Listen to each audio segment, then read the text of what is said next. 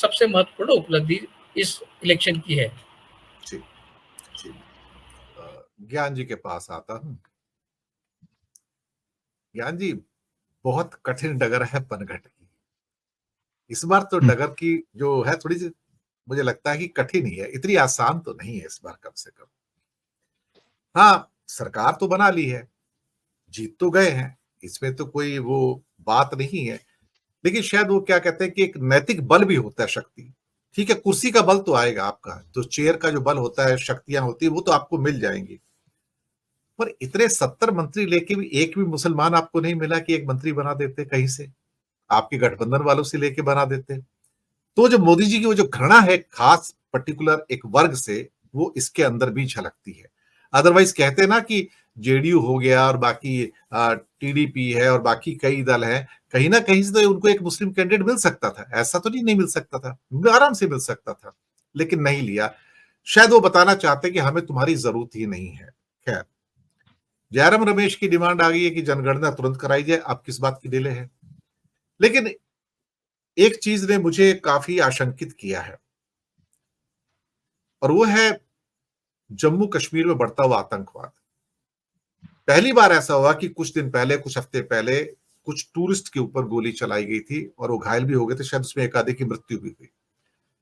लेकिन कल जहां एक तरफ शपथ ग्रहण थी, वहां एक तरफ एक बस के ऊपर आतंकवादियों ने गोली चलाई और करीब अभी तक 9 या 10 व्यक्तियों की मृत्यु हुई है। ये पहला बड़ा हादसा है। शायद वो इस बात को जाहिर करना चाह रहे थे कि आपने घाटी के अंदर तो बहुत कंट्रोल कर लिया है, अब हम जम्मू में शिफ्ट कर गए, जम्मू रीजन के अंदर शिफ्ट कर गए और हम आपको बताएंगे हम क्या कर सकते हैं।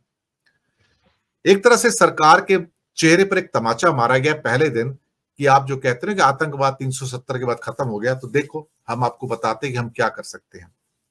10 मासूम जाने गई हैं सर, 10 मासूम जाने। और अखबारों के अंदर जो हेडलाइंस हैं वो इस बात की है कि मंत्री कौन बना है सर। दुख होता है कि इतनी बड़ी खबर जो थी, लेकिन एक डेली ऐसा था जिसने कम से कम उसको हेडलाइन दी है और मंत्रिमंडल के गठन को नीचे लेके आया कि 10 पीपल किल्ड बाय टेररिज्म।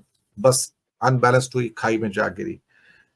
मुझे लगता है कि हमारी तो संवेदनाएं उनके साथ में, परिवारों के साथ में है, लेकिन चुनौतियां बड़ी हैं।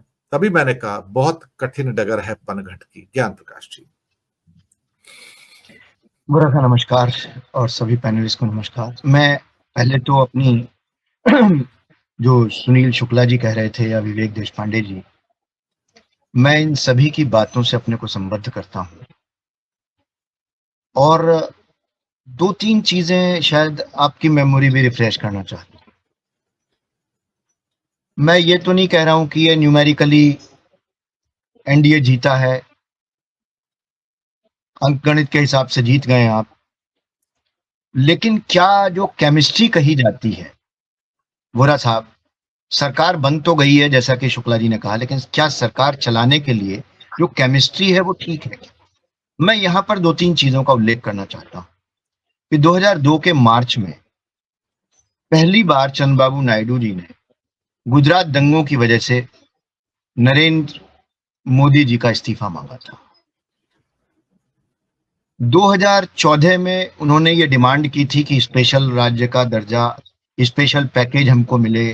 जो बाइफर्केशन हुआ है आंध्र प्रदेश का, उसको बीजेपी ने बहुत उठाया था उस मुद्दे को कि हम स्पेशल राज्य का दर्जा देंगे, स्पेशल पैकेज देंगे। और 2018 की मार्च में आपको पता होगा कि किस तरीके से इंसल्ट हुई चंद्रबाबू नायडू जी के दोनों मिनिस्टर्स की। और 2018 की मार्च में आनन फानन में उन्होंने दोनों अपने मिनिस्टर्स को विड्रॉ किया, क्योंकि मिनिस्टर्स का कहना था कि बात सुनना तो दूर, उसको बहुत तुर्शी के साथ जवाब ये मिला कि ये स्पेशल पैकेज की बातें मत किया करिए, ये मुद्दा हमारे लिए गौण हो चुका है, नीति आयोग की रिपोर्ट आ चुकी है, हम लोग आपको ये स्पेशल राज्य का दर्जा या स्पेशल पैकेज नहीं देंगे। तो क्या वो जो स्पेशल राज्य का दर्जा, स्पेशल पैकेज की बात है आंध्र प्रदेश की, जो अभी भी चल रही है, जो 2024 के हर भाषण में चंद्रबाबू नायडू जी की तरफ से उठाया गया है, क्या उस मुद्दे को मान लिया गया है? क्या कोई ऐसा सार्वजनिक बयान बीजेपी का है? या दूसरी बात ये कि जो 4% रिजर्वेशन जिसकी वजह से जितना भी आंध्र प्रदेश का मुस्लिम समाज टीडीपी के पीछे लामबंद होकर खड़ा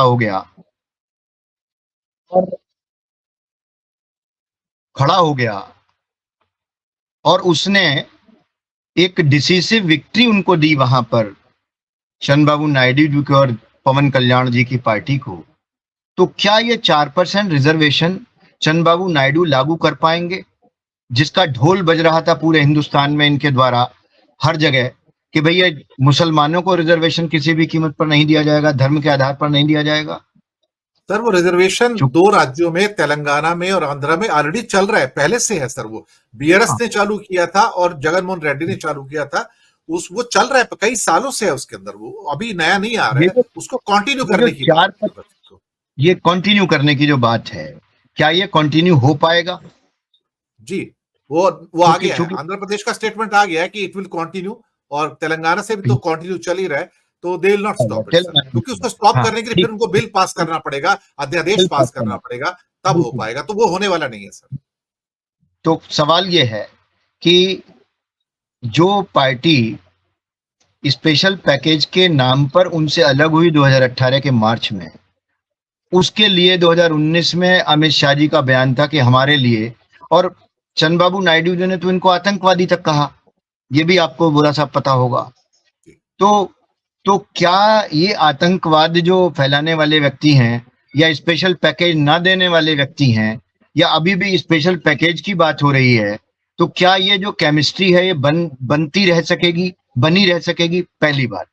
दूसरी बात, वही एनडीए में नीतीश कुमार जी के साथ है, 12 में से शायद एक रामनाथ ठाकुर जी राज्यसभा के हैं, एक ललन सिंह जी को लिया गया है कैबिनेट में, 12 में से 11 लोग बाहर हैं। मैंने सुना है कि उनमें काफी नाराजगी है। और दूसरी बात यह कि अमित शाह जी ने अभी 2023 के फरवरी में कहा था कि बार बार ये इधर से उधर पलट रहे हैं, लेकिन अब की नीतीश कुमार जी के लिए एनडी के दरवाजे बिल्कुल परमानेंटली बंद किए जाते हैं। तो क्या ये जो दरवाजे खोले गए हैं इन दोनों के लिए, ये किस केमिस्ट्री की तरफ इशारा है? जैसा कि शुक्ला जी ने कहा और मैंने उसको रिपीट भी किया था कि सरकार बन तो गई है, लेकिन क्या ये चल पाएगी? पहला प्रश्न चिन्ह ये है।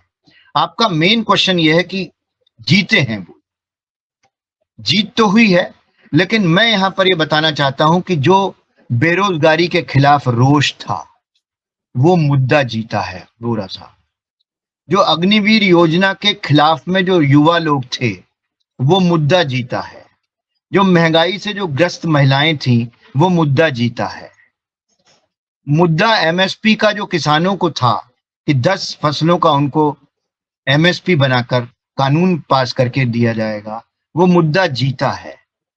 वो मुद्दा हर राज्य में अलग अलग तरीके से चूंकि था वो मैटर, इसलिए कहीं पर चंद्रबाबू नायडू जी को वहां एंटी इनकम्बेंसी की वजह से पूरी 16 सीट और 2 सीट जनकल्याण मिल गई और ये इनको फायदा मिल गया उनके गठबंधन का।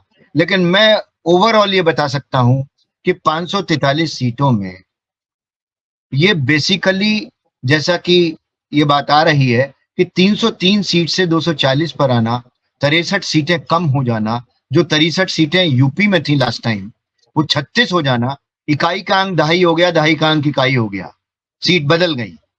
तो ये आगे आने वाले समय में, क्योंकि यूपी के चुनाव तो खैर लंबे हैं, लेकिन महाराष्ट्र का चुनाव अभी आ रहा है जहां की जो महाअघाड़ी है उसने बहुत अच्छा परफॉर्मेंस किया है।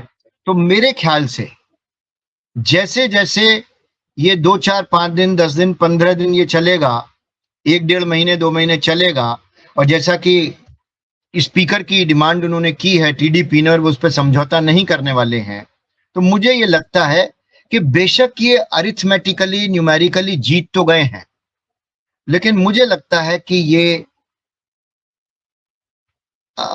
चुनाव की दृष्टि से नैतिकता तो ठीक है, हारे ही है, लेकिन मेरे ख्याल से ये क्षणिक विक्ट्री को हम इसको विक्ट्री नहीं कह सकते। जब तक ये सरकार 5 साल न चल जाए तब तक मैं इस जीत को जीत नहीं कह सकता। मेरा एक शेर भी था, बात की 2 लाइन तो नहीं मैं पढ़ूंगा, मुखड़ा है उसका, कि जीत किसके लिए, हार किसके लिए, जिंदगी भर ये तकरार किसके लिए। क्या बात है, बहुत खूब। किसी व्यक्ति विशेष के लिए आता है कि जो भी आया है वो एक दिन जाएगा, फिर ये इतना अहंकार किसके लिए? तो ये सही बात। बेसिकली मोदी जी की अहंकार की हार है। ये मैं आपको बता दूं, ये जो इतना एरोगेंस था पावर के अंदर, मैंने बहुत से ऐसे लोगों को जो बीजेपी के सपोर्टर्स भी रहे, उन्होंने कहा इनको सबक मिलना चाहिए, ये अहंकार की हार है। और ये उन 77 सालों में पहली बार एक जनरल सीट पर, अयोध्या जैसी सीट पर, एक दलित अवधेश प्रसाद वर्मा की वो जीत है, जो एक बहुत बड़ा करारा तमाचा है। वहां के झोपड़ियों में, वहां के बुलडोजर जो चले हैं लोगों की दुकानों पर और घरों पर, उन लोगों की जीत है। ये हिंदुत्व का जो किला है वो ढहा है वहां पर। जी ये झूठा जो छद्म जो हिंदुत्ववाद था उसकी हार है ये। जी ज्ञान जी। दूसरे चक्कर में उत्तर काफी छोटे रखेंगे, समय बहुत